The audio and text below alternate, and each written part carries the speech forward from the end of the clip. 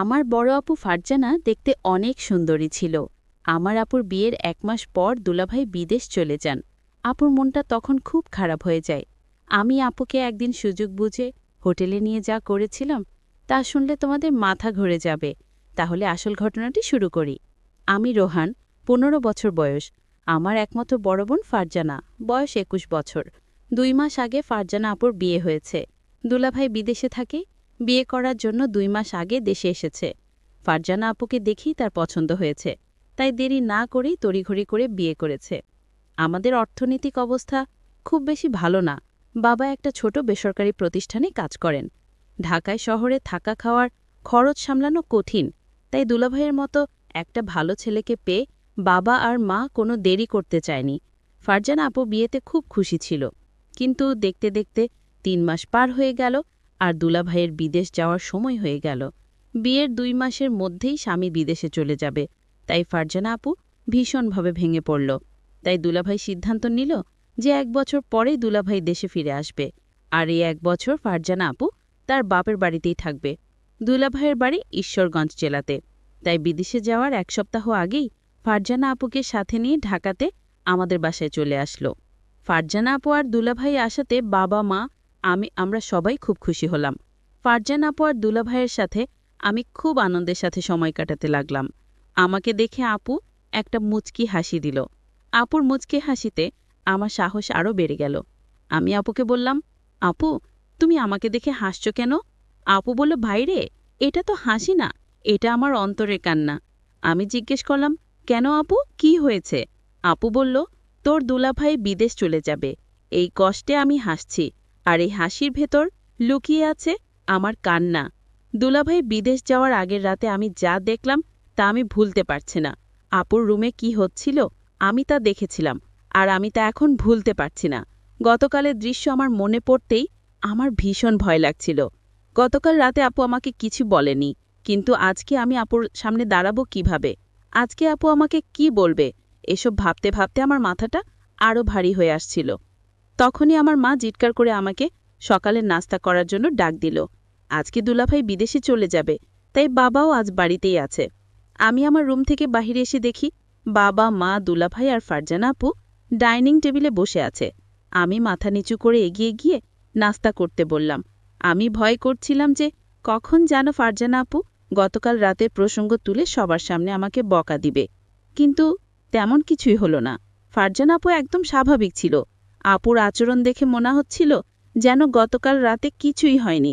আপুর আচরণ দেখে আমি স্বস্তি পেলাম। দুলাভাই বিদেশে চলে গেল। ফারজানা আপু সারাদিন মন খারাপ করে থাকল। সেদিন রাতে প্রায় 10:30টার দিকে আমি আমার রুম থেকে বাহিরে এসে দেখি ফারজানা আপুর রুমের জানালা খোলা, আর রুমের ভেতরে লাইট জ্বলছে। আমি এগিয়ে গিয়ে আপুর রুমের জানালায় দাঁড়ালাম। জানালার পর্দাটা একটু সরিয়ে দিয়ে দেখলাম আপু বিছানায় বসে বই পড়ছে। আমি জানালায় দাঁড়িয়ে আপুকে দেখলাম। আপুর মনটা ভীষণ খারাপ হয়ে আছে। বই পড়তে পড়তে আপু জানালার দিকে তাকিয়ে দেখল আমি সেখানে দাঁড়িয়ে আছি। আমাকে কিছু না বলে আপু আবার বই পড়তে লাগল। বই পড়তে পড়তে আপু বারবার আমাকে দেখছিল, আর মনে হলো বোন আমার কান্না করছে। আমিও চুপচাপ দাঁড়িয়ে দেখছিলাম। বেশ কিছুক্ষণ পরে আপু বিছানা থেকে নেমে হাতের বইটা টেবিলে রেখে জানালার কাছে আমার সামনে এসে দাঁড়ালো। আপু আমার চোখের দিকে তাকিয়ে বলল, কিরে, কিছু বলবি? আমি থতমত খেয়ে বললাম, আপু, তুমি ঠিক আছো? আপু সুন্দর একটা হাসি দিয়ে বলল, হ্যাঁ, আমি ঠিক আছি। অনেক রাত হয়েছে, এখন রুমে গিয়ে ঘুমিয়ে পড়ো। আমি বললাম, তুমি কি এখনই ঘুমাবা আপু? আপু বলল, হ্যাঁ, তুইও গিয়ে ঘুমিয়ে পড়।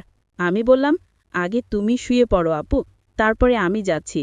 আপু আর কিছু না বলে একটা মুচকি হাসি দিয়ে রুমের লাইট বন্ধ করে বিছানায় শুয়ে পড়ল।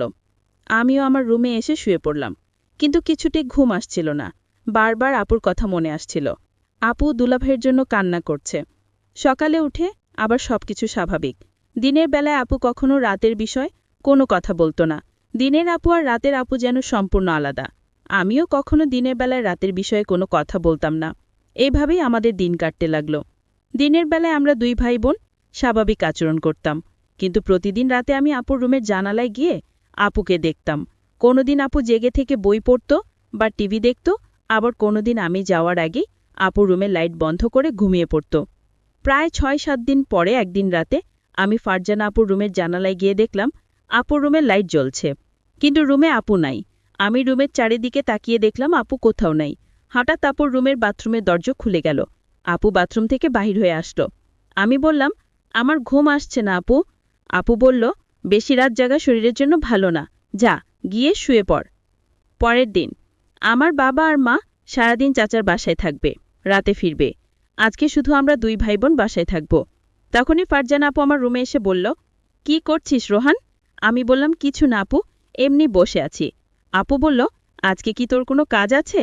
আমি বললাম, না আপু, আমার কোনো কাজ নাই। আজকে সারাদিন আমি তোমার সাথে গল্প করব ভেবেছিলাম, যদি তুমি ব্যস্ত না থাকো।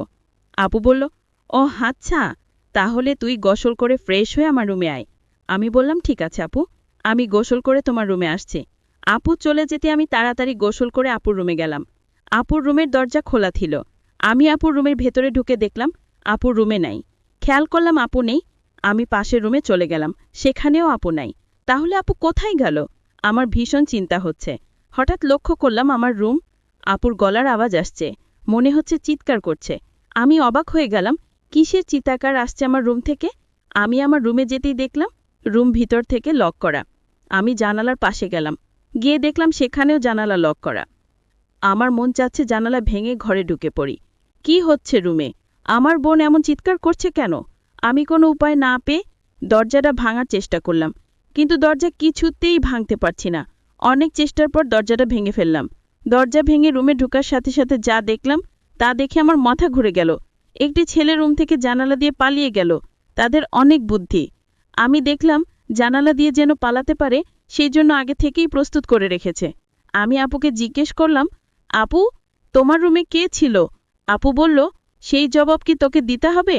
আমি বললাম, আপু, তুমি আমাকে ছোটবেলা থেকে অনেক স্নেহ করো, আর আমি যখন যা বলছি তাই করেছ। আপু, তুমি আমাকে সাথে লুকিও না। এই ঘরে আর কে ছিল বলো আপু, আমি জানতে চাই। জানালা দিয়ে কে পালালো? আমার বোন কোনো উত্তর না দিয়ে আমাকে বলল, শোন, তুই আমার কাছে আজ যা চাবি তাই পাবি, কিন্তু তুই আমাকে অন্য প্রশ্ন করিস না। আমি ভাবলাম আপু কি বলতে চাই, আমি যা চাইব তাই পাবো। আমি আপুকে বললাম, আপু, ঠিক আছে, আমি তোমার কাছে একটা জিনিস চাইব, তুমি কি দিবে আপু? আপু বলল, বলেই দেখো না আমি দেই কিনা। আপুকে কথাটা বলতে আমার খুব ভয় হচ্ছিল। আমি আমতা আমতা করে বললাম, আপু, আমি তোমারে নিয়ে দূরে কোথাও ঘুরতে যাব। আমি বাড়িতে তোমাকে আমার মনের কথাটা বলতে পারবো না, দূরে গেলে বলতে পারবো। আপু বলল, কতটা দূরে যেতে হবে? আমি আপুকে বললাম, কক্সবাজার গেলেই হবে। আমি মনে মনে চিন্তা করলাম, আমার ভাইটা আমার কাছে কি এমন চাইবে যে কথাটা বাড়িতে বলতে ভয় পাচ্ছে। আমি ছোট ভাইয়ের কথায় রাজি হয়ে গেলাম, আমি তোর সাথে ঘুরতে যাব। আমিও জানতে চাই আমার ছোট ভাইয়ের মতটা কি। হঠাৎ ছোট ভাই আমাকে ডাক দিয়ে বলল, আপু, আমি যে কথাটা তোমায় বলবো আর আমি তোমার কাছে যা চাইব তা কাউকে বলতে পারবে না, বিষয়টা গোপন রাখতে হবে। প্রমিস? কাউকে বলবো না। তাহলে এখনই বলে ফেল, কি বলবি, আমার কাছে কি চাস? আপু, আমি আগেই বলেছি আমি বাড়িতে বলতে পারবো না, তোমাকে কক্সবাজার নিয়ে তারপর বলবো। ঠিক আছে আমার লক্ষ্মী ভাই, তাহলে চলো আজই আমরা কক্সবাজার চলে যাই। আপুর কথা শুনে আমার খুব আনন্দ লাগছে, আবার অনেক ভয় লাগছে। তাহলে চল কালই আমরা কক্সবাজার চলে যাই। পরের দিন সকালে আমি আর আমার আপুকে নিয়ে কক্সবাজার রওনা দিলাম। আমরা সকাল 8টায় বাড়ি থেকে কক্সবাজারের উদ্দেশ্য নিয়ে রওনা দিলাম। আমরা প্রায় রাত 8টায় কক্সবাজার গিয়ে পৌঁছলাম। সারাদিন গাড়ির জার্নিতে শরীরটা আমার অনেক ক্লান্ত হয়ে গেছে। আমার চোখের পাতা কিছুতে খোলা রাখতে পারিনি। আমি ঘুমিয়ে পড়লাম, মানে আমার আপু ঘুমিয়ে গেল। আমি আপুকে বললাম, আপু কিছু খাবে না? আমি বাহির থেকে খাবার নিয়ে আসি। আপু বলল, না, আমি কিছুই খাবো না, তোর ইচ্ছা থাকলে তুই হোটেল থেকে খেয়ে নে। আমি বললাম, আপু তোমাকে রেখে আমি কি খাইতে পারবো? আপু বলল, ডিস্টার্ব করিস না, আমি ঘুমাবো, তুই যা পারিস তা কর, ব্যান ব্যান করিস না, কাল কথা হবে, এখন ঘুমা। আপুকে ঘুমের মধ্যে অনেক সুন্দর লাগছিল। আমিও ক্লান্ত শরীর নিয়ে ঘুমিয়ে পড়লাম। পরের দিন সকালে ঘুম থেকে উঠে আমরা সমুদ্র সৈকতে ঘুরতে গেলাম। সারা দিন ঘুরলাম। এবার আপু আমায় প্রশ্ন করল, আচ্ছা রোহান, তুই কি ভুলে গেছিস তুই আমাকে কেন কক্সবাজার নিয়ে আসলি?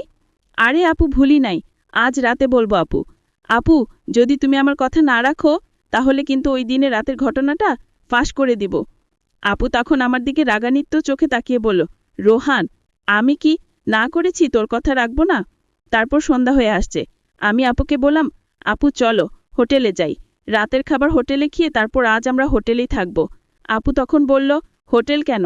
এখানে তো তোর দুলাভাইয়ের ছোট ভাইয়ের বাসায় থাকতে পারি। আর আমরা তো গতকাল এখানেই ছিলাম। আমরা কেন শুধু শুধু অযথা ভাড়া দিয়ে হোটেলে থাকব? আমি বললাম, হোটেল না থাকলে যে আমার মনের কথাটা বলতে পারবো না আপু। আপু তখন বলল, ঠিক আছে, তুই যা বলবি তাই হবে। তারপর আমরা একটা হোটেলে গিয়ে উঠলাম। আমি আপুকে যে কথাটা বলবো সে কথা শুনে আপু কি আমার প্রতি রাগ করবে? আমি এসব চিন্তা করছিলাম। আপু আমায় বলল, রোহান,